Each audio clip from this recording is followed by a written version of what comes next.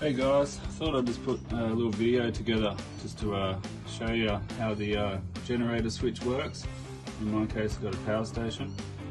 So this is basically how it goes. I've got a changeover switch installed, and I basically just simulated a power outage this morning just to demonstrate how it works. So I've turned off the solar, that's dead. Main power supply's off.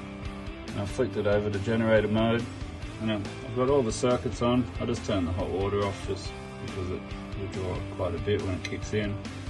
But I've basically got this set up so I've got every circuit able to be used, and I can pick and choose how I would do it. So I'll just head over and I'll show you what I've got set up.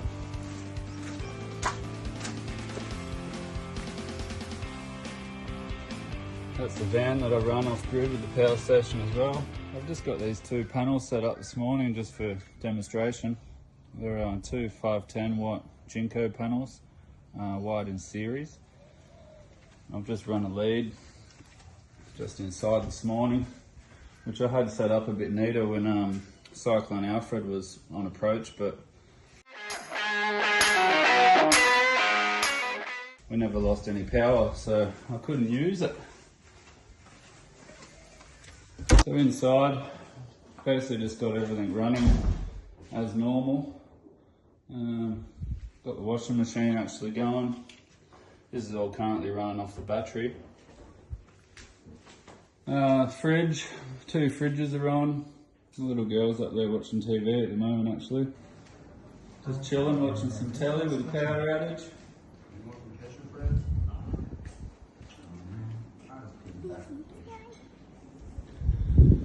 So yeah, it just goes to show, if you were running with no power, you got the ability to run everything that you need. You've just got to be smart about it.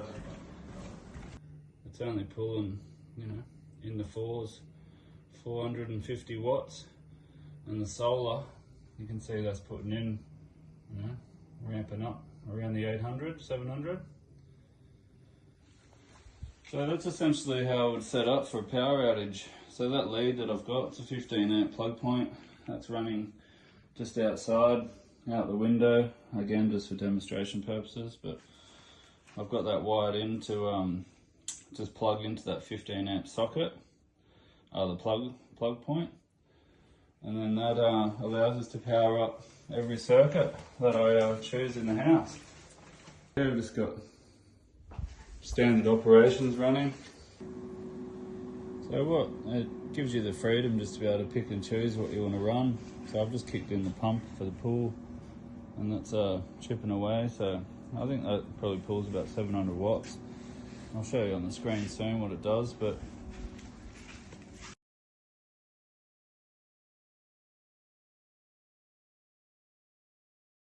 the solar, it just does its thing. You can keep adding panels in. So this power station allows you to run 2600 watts actually, and this is that's only 1000 watts there, so I could add another 3 panels in. I think I can do I can do 5 in total, so I can do 3 in series and then run 2 in parallel. And then the power station's got 2 different ports. Got the high volt input up to 150 volts, and then the low port is up to 60 volts I believe, so you'd run 2 panels in parallel in that case. But just a little vid update on how it can all be done. These little solar leads, they're pretty handy. You can just add on to get meters. Just an MC4 connector. So I thought I'd crank a few things up and just see what we can get it to. You can see it's on 2300 watts. Let's go have a look. So same thing, we just got standard lights, a couple of fans going. Sorry about the house, not too clean, but I thought I'd chuck the aircon on. That's just running at 24. Got the washing machine going. TV's going upstairs. I thought I'd just put the induction on just to replicate doing a bit of cooking. I don't even test the air fryer out.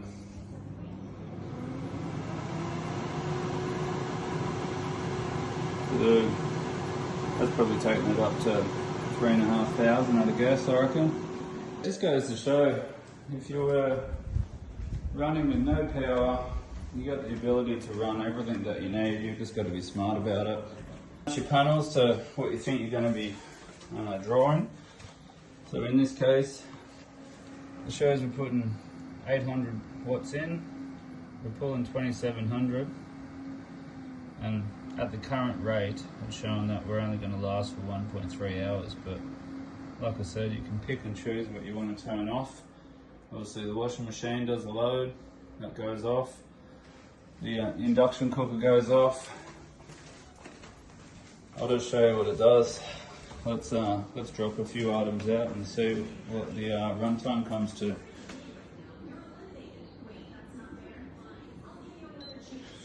Turn that off.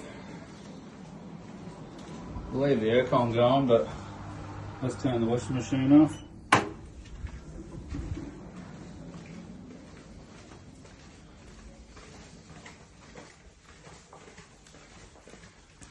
So let's see what it goes down to once we drop the induction off and the washing machine. So you can see it's gone to 3 hours of use. So we're still using double of what we're putting in. And the pool pump's actually gone. So I'll just head outside and we'll drop that out and see what it comes down to. We'll just head over and drop the pool pump out, see what that drops down to.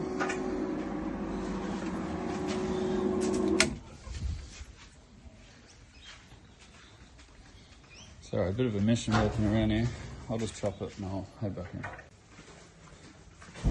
Alright, so heading back in, drop the pool pump out, and we're down to, so we're actually recharging now.